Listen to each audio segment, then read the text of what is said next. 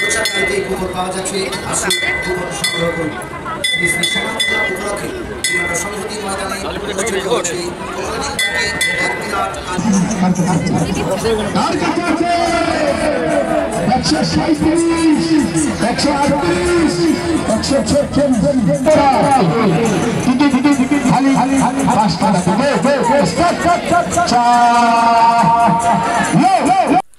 Hey guys, welcome to my blog. This is Krishna আর কৃষ্ণা লাইফস্টাইলে তোমাদের স্বাগত। তো আজ যাচ্ছি আমরা দিনহাটায় কালী পুজোর মেলায়। তো ওখানে 12 হাত কালী হয় আর তোমাদের সাথেও শেয়ার করছি সারাদিন আমরা কী করি।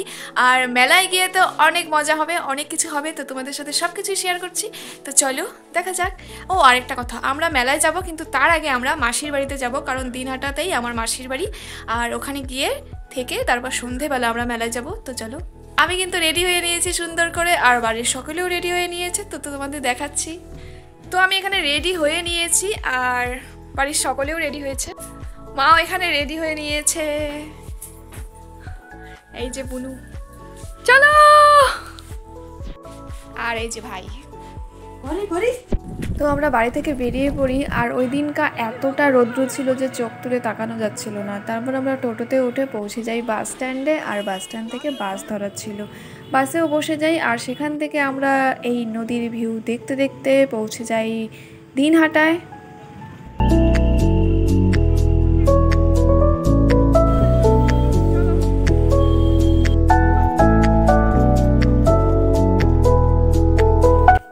বাস থেকে নেমে আমরা চলে যাই টোটোতে করে একদম মাসির বাড়ির কাছে। আর মাসির বাড়ির ওই জায়গাটার নাম হচ্ছে বাসতলা।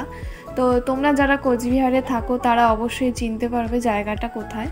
তো তারপর আমরা দোকান থেকে কিছু খাবার জিনিস নিয়ে আমরা মাসির বাড়িতে চলতে থাকি।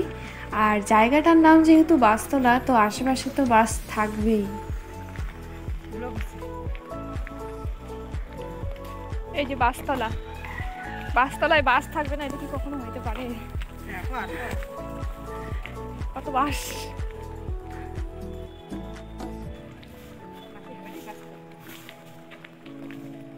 তারপর একটু পায়ে হাঁটা রাস্তা হেঁটেই আমরা পৌঁছে যাই মাসির বাড়িতে। আর মাসির বাড়িতে গিয়ে দিয়ে দিই মাসিকে পুরো সারপ্রাইজ।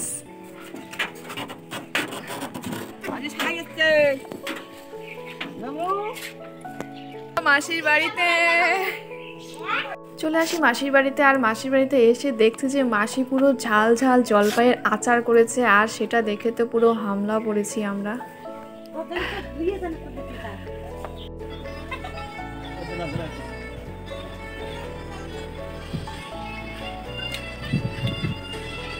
তারপর আর কি, সম্পূর্ণ বাটি শেষ না করা পর্যন্ত আর শান্তি নেই।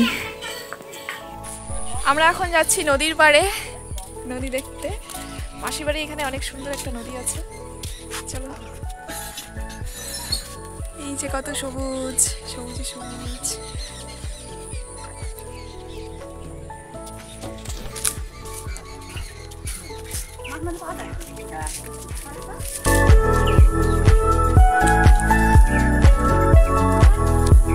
এখানে একটা মন্দির করেছে। এই যে নদী।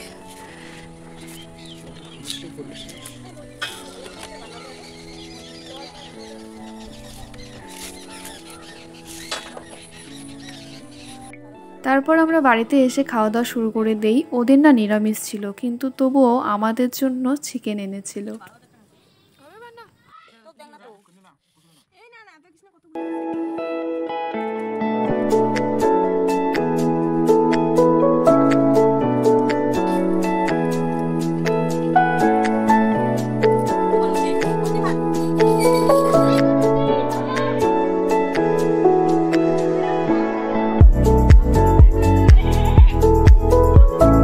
চলে যাই জলপাই পাড়তে, ভাইকে তুলে দিয়েছিলাম গাছে, আর ওখান থেকে জলপাই পাড়ছিল।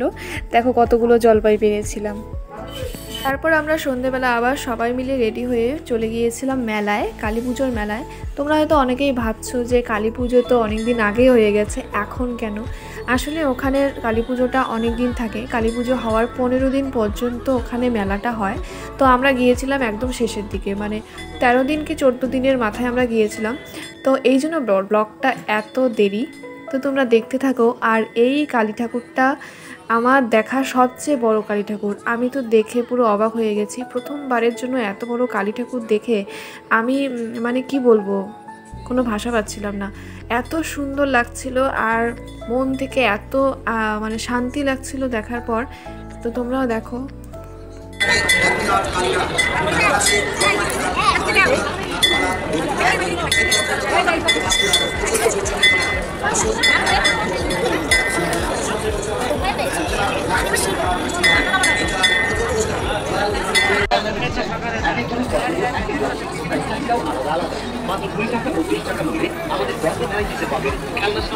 দাদা বৌদি কাকিমা মাসিমা যারাই মেলায় এসেছেন তাদের সকলকে জানাই দত্ত ভ্যারাইটির পক্ষ থেকে স্বাগতম।